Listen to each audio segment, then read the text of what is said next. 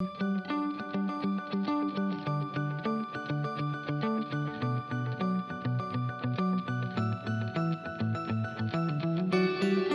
there, and welcome to this how-to series on COVID recovery presented by the Manningham Business Network.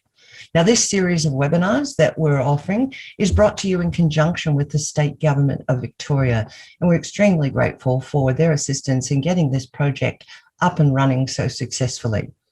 Now, the focus of this series is to enable business owners and managers to have the tools they need to get back into business successfully, remain safe, and continue to operate in a manner that is compliant with COVID restrictions in force at any one time.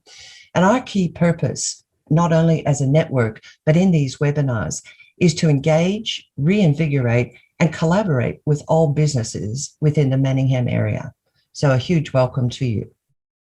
I'm Sandi Givens, and I'm delighted to have been asked to present today's webinar specifically designed for business owners and leaders who may have employees working for them about whom they're quite concerned. You might see that they're struggling in some way, and you'd like to have a conversation with them about their mental health and well-being, but aren't sure how to go about it. So although this session is focused on having a conversation with an employee, it will provide you with lots of tips and ideas as well in terms of having a mental health conversation with anyone you're concerned about, whether it's family members, friends, colleagues, next door neighbors. So this session is being recorded, and the recording will be available within the next few days, both on the Manningham Business Network site and on their YouTube channel. I encourage you to take notes, however you see relevant to your situation, and refer your friends and colleagues to the recording if you believe it will be helpful to them. Now, although I won't be taking questions during the webinar, I am going to stay around after we stop the recording for those attending live. Happy to take your comments and questions at that stage.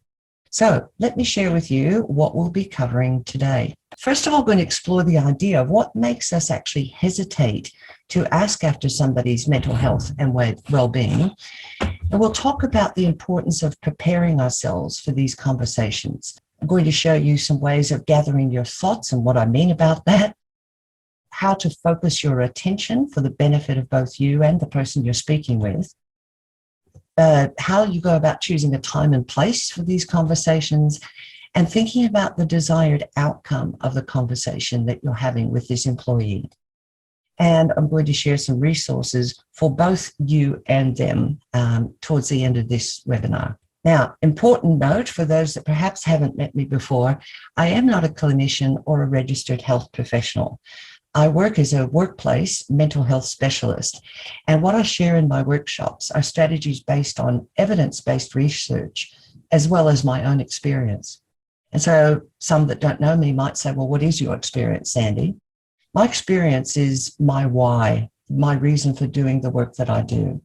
Many, many years ago, my brother sadly ended his life by suicide.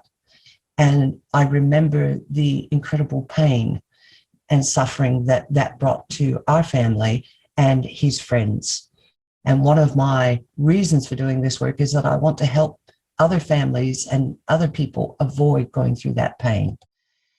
Also, when I gave birth to my first child, my son, in 1994, I experienced a very severe case of postnatal depression and was hospitalized for 4 months. And more recently, I've been dealing with anxiety and depression. And certainly with the pandemic, I think the research is showing us clearly that the rates of anxiety and depression have been on the increase. So I speak from not only my own personal lived experience, but the experience of someone who's lost a loved one to suicide, and also the experience of working with organizations like Beyond Blue and learning from their research how we can best support people in the community. So that brings us to the question as to why do we hesitate? If we can see that someone's not like they used to be or not like they normally are, or we can see they're struggling in some way, why is it we hesitate to ask them how they're going? Or that wonderful phrase, are you okay? And Are You Okay Day is coming up in September this year.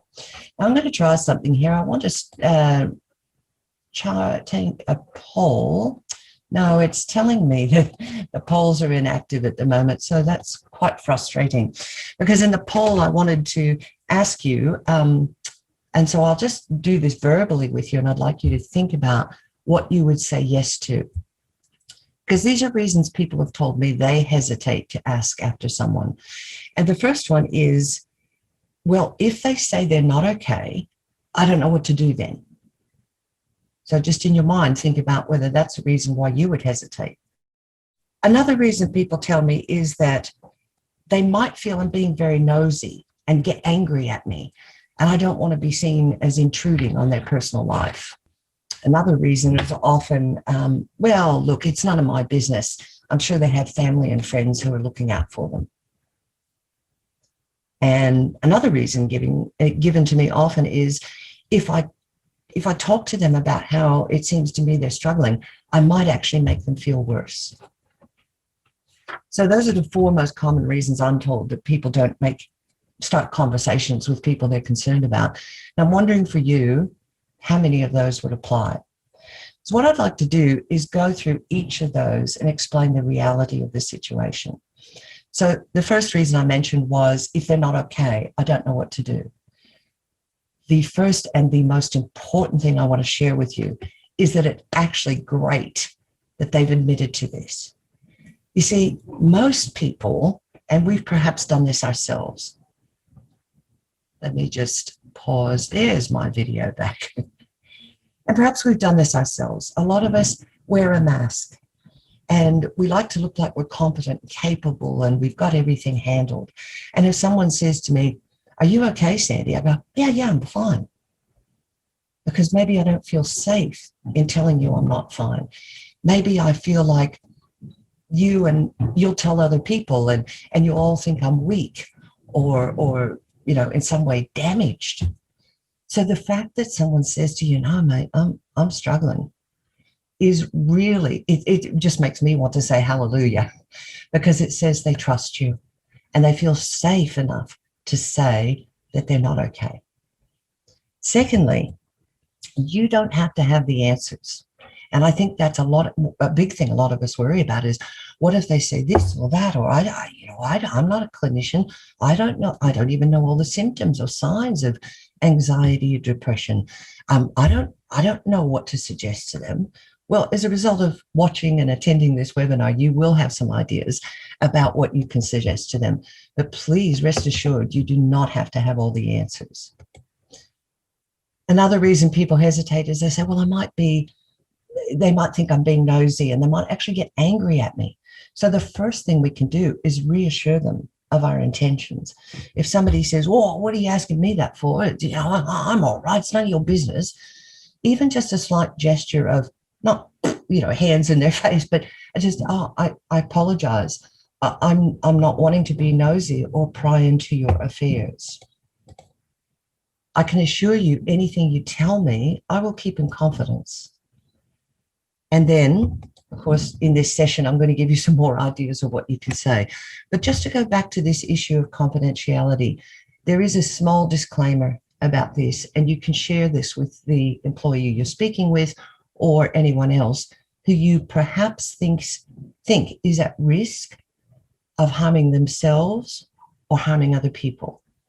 I've been trained as a mental health first aider, and we are taught very clearly in our training that if confidentiality is key, letting someone feel safe in that space.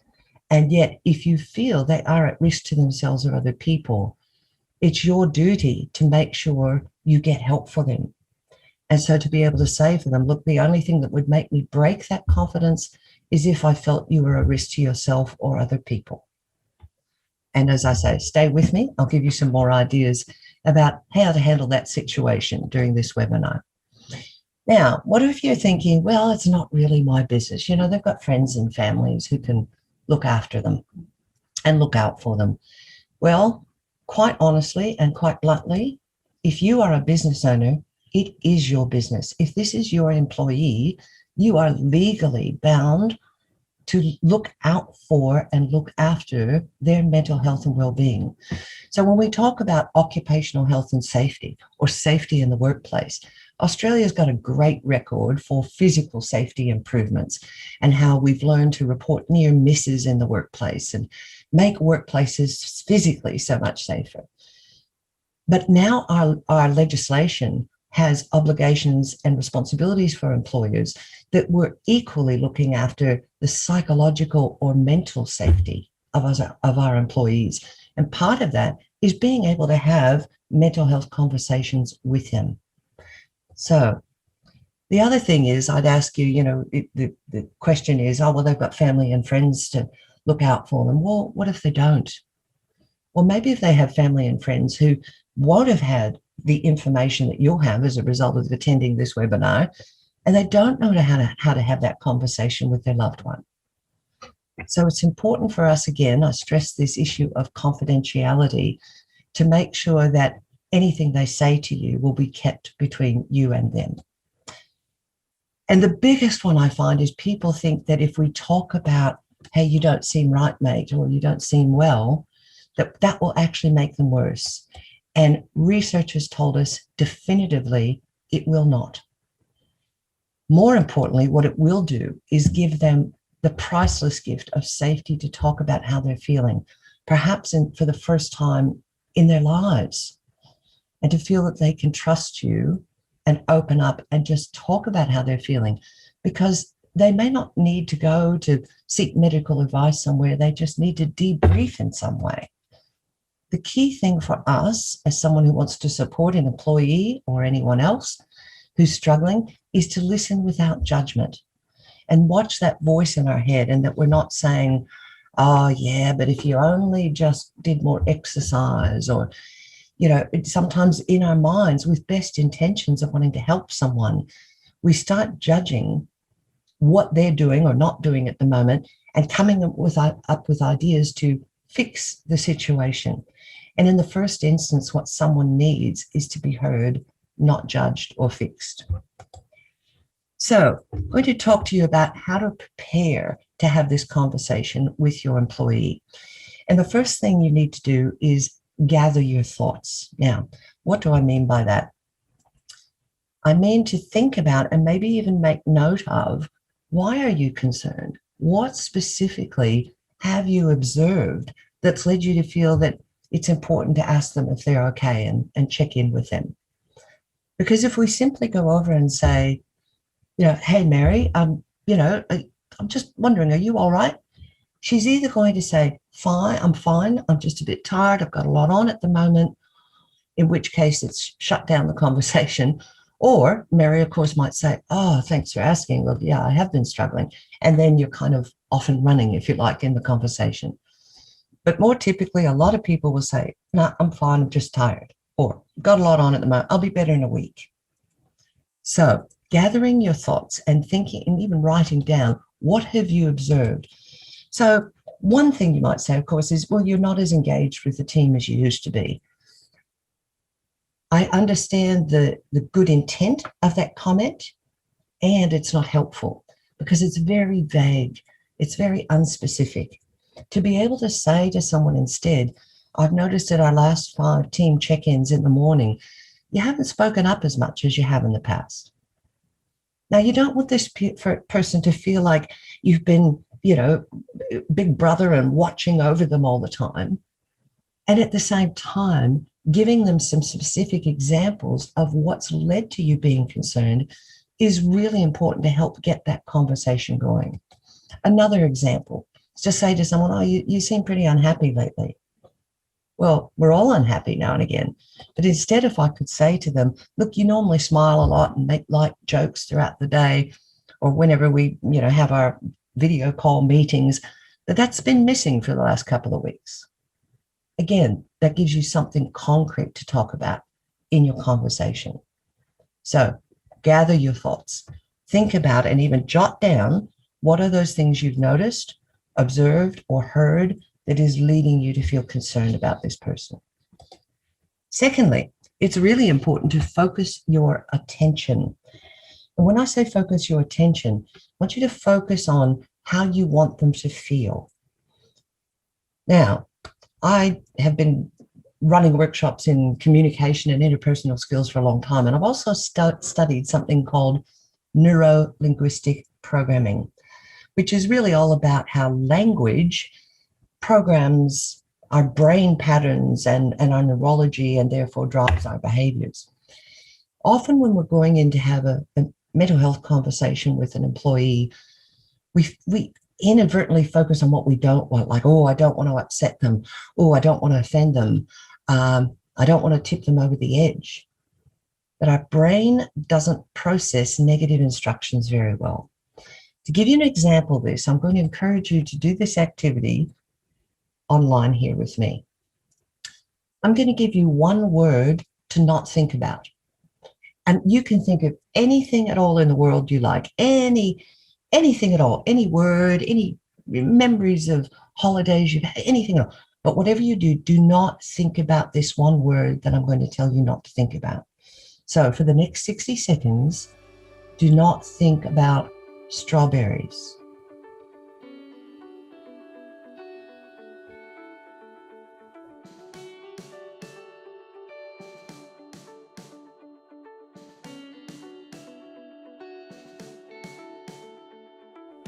How's it going?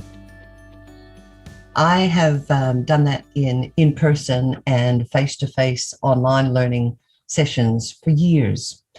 And I just about bet every dollar to my name that each and every one of you, if you were applying yourself to that activity, thought about strawberries at least 2 or 3 or 4 times.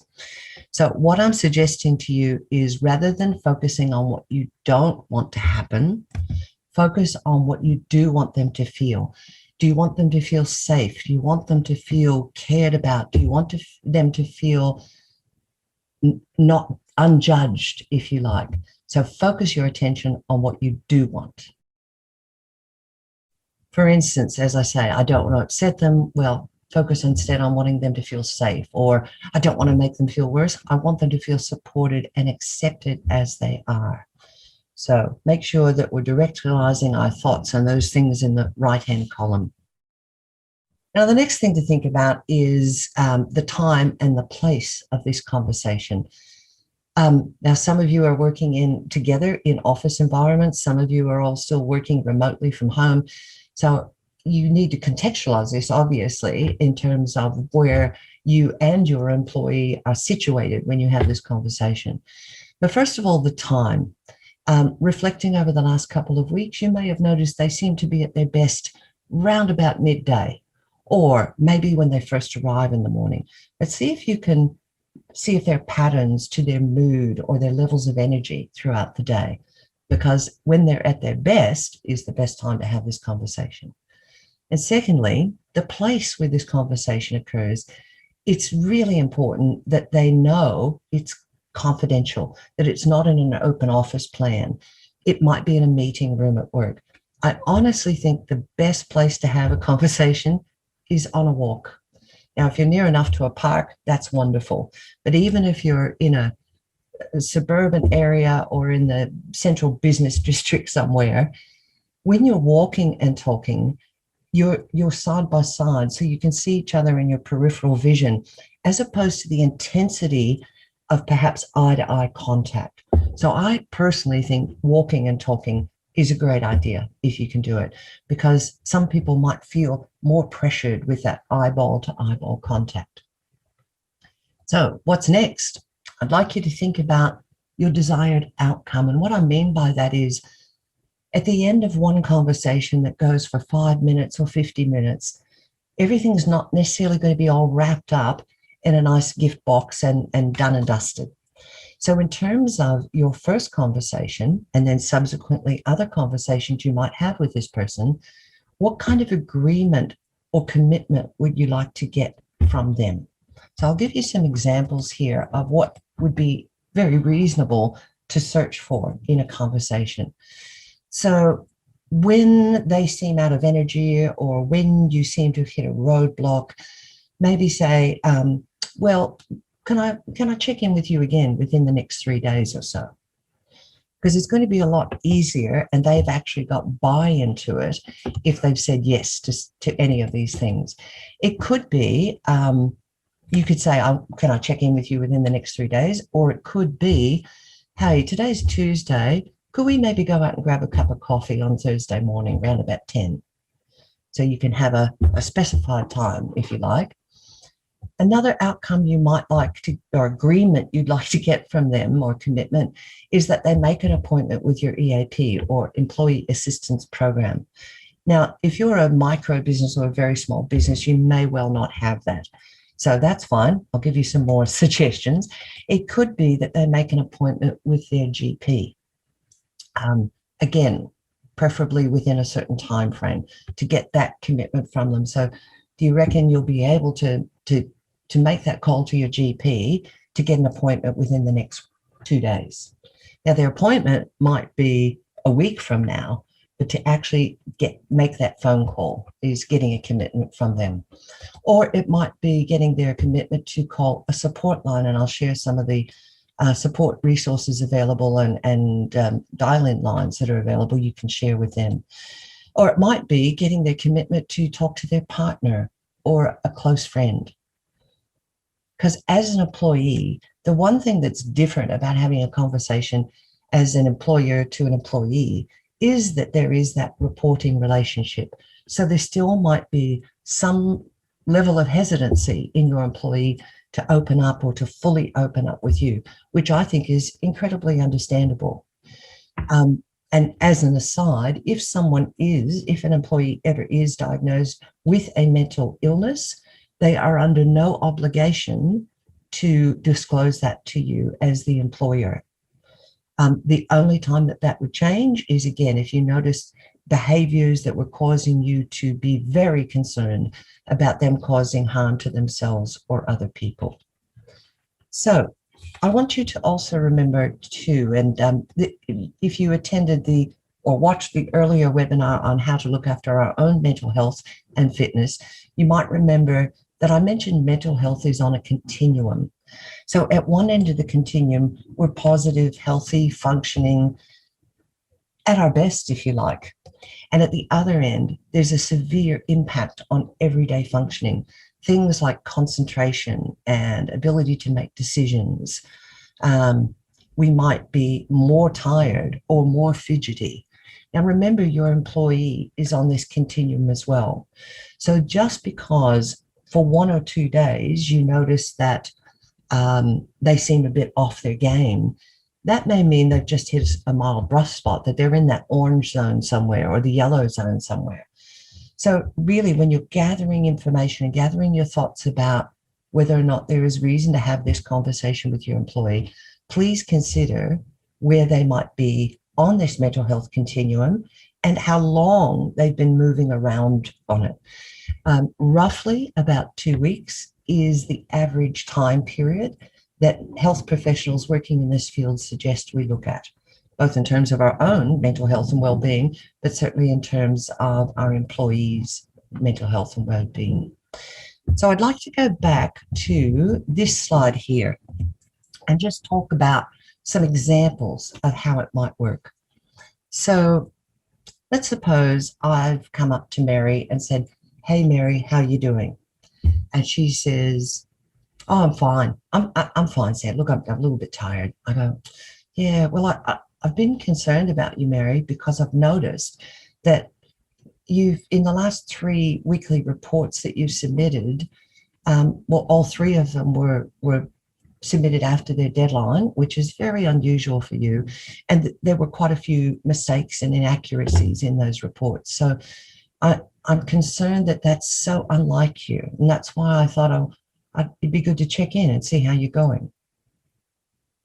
So what I've done there is not just accept her fine. What I've done is say, well, here's why I'm concerned.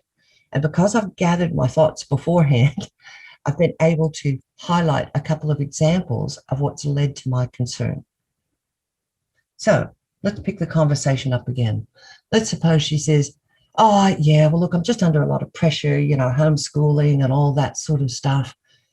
Now, remember, we don't want to judge and we don't want to try to fix it. We don't want to tell her to make sure she gets out and exercises 30 minutes a day.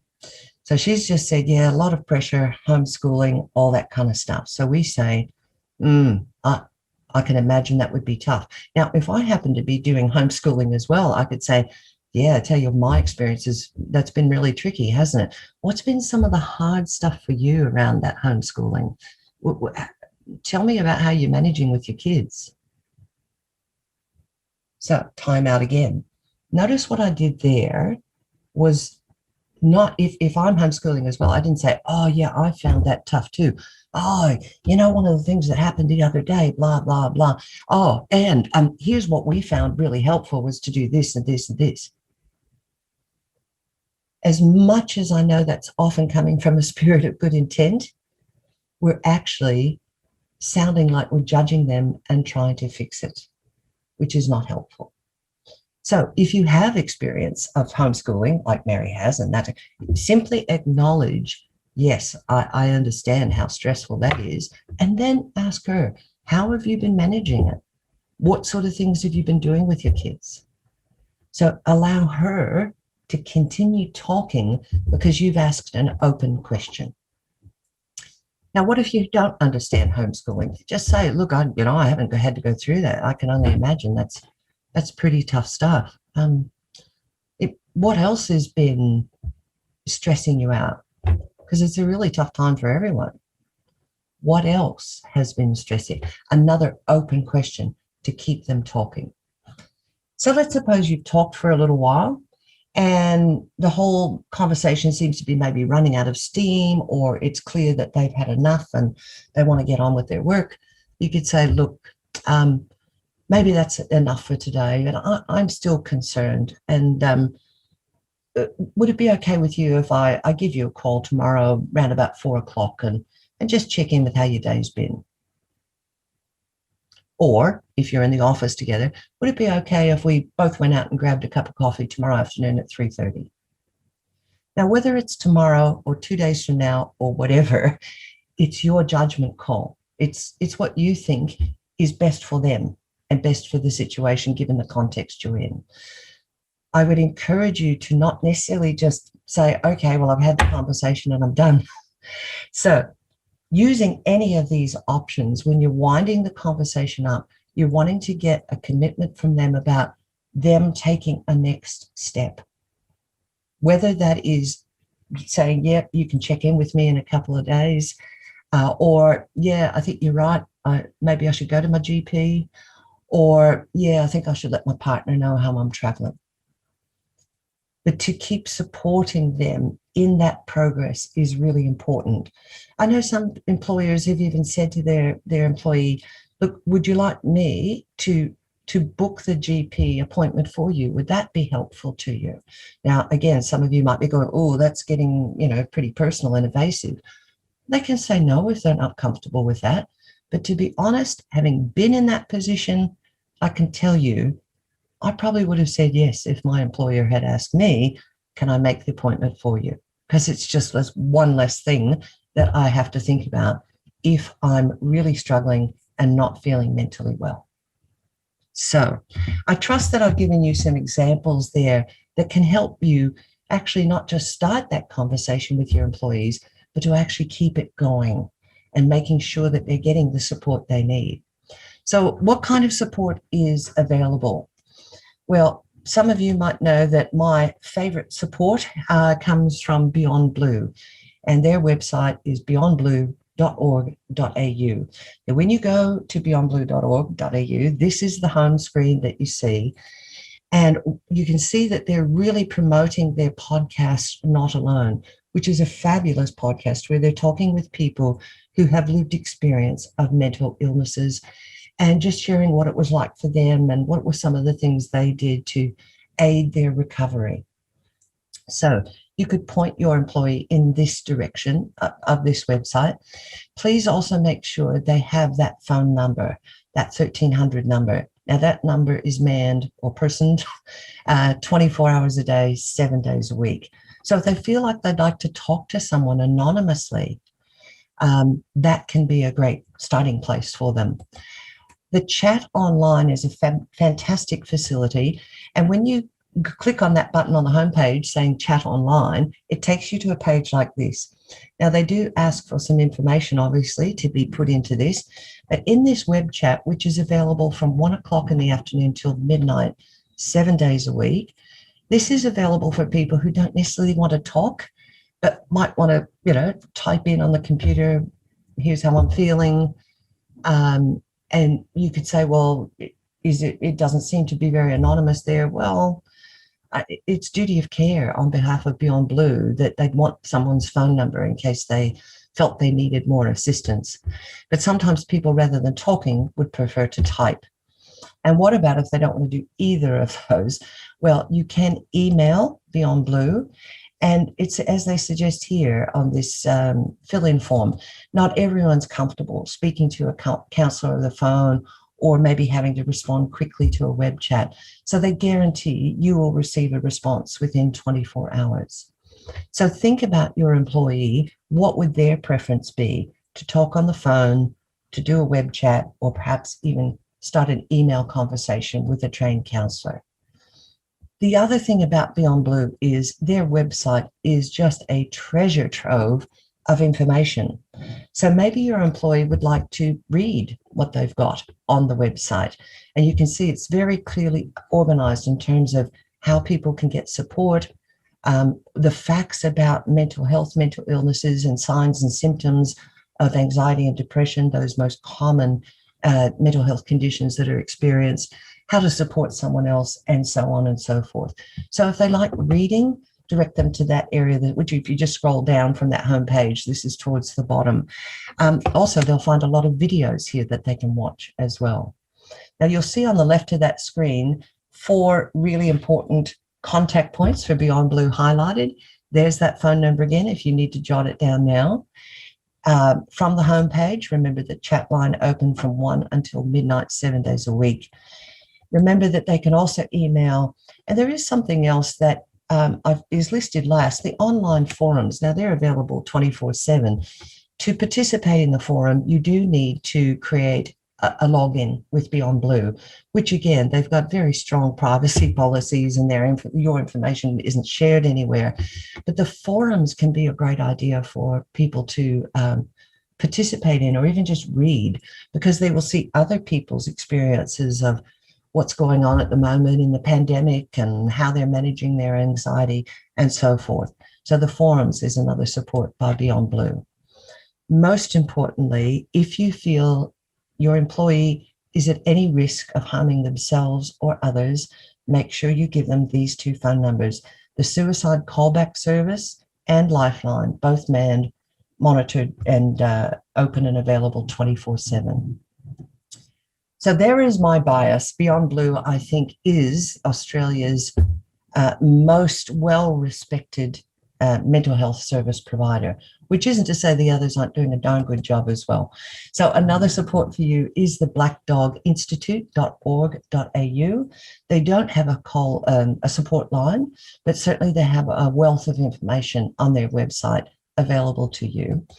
There's also Lifeline, and again, they're most commonly known for the crisis type of support. And Beyond Blue, when they were first established and they set up their support line, they were primarily directed at supporting people with anxiety and or depression. But a large part of Beyond Blue's focus now has also become suicide prevention. So whether you call Lifeline or Beyond Blue, you'll get the support you need, whatever that is. And there's one other resource I'd like to offer you today, and that is a checklist that I have available at my website. This is a checklist I prepared to help employers have these mental health conversations with their employees.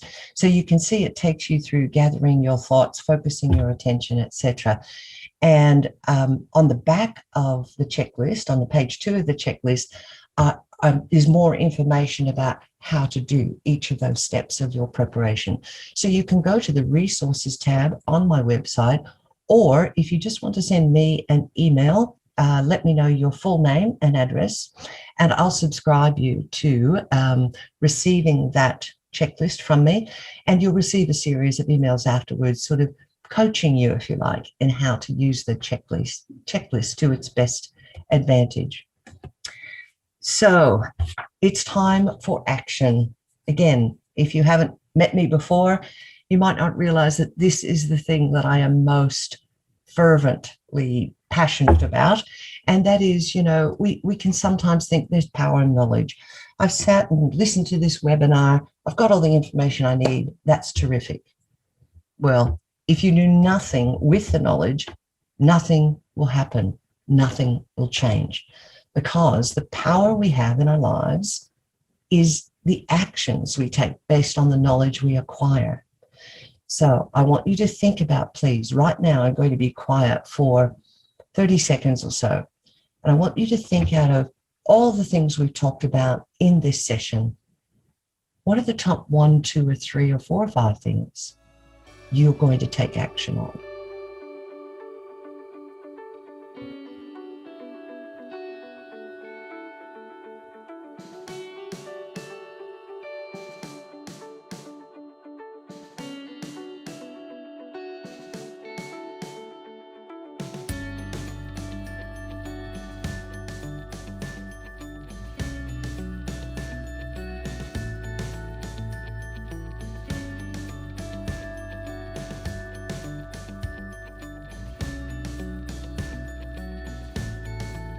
Well, I want to thank you sincerely for being here, for prioritizing the time in your life and in your busy business day to get some information that can help support you have these slightly tough and pretty challenging, but really critical conversations about mental health with your employees and perhaps other people you're concerned about. Thank you for being here. Please stay safe, be well, and always remember to look out for yourself and look out after yourself and look out for others.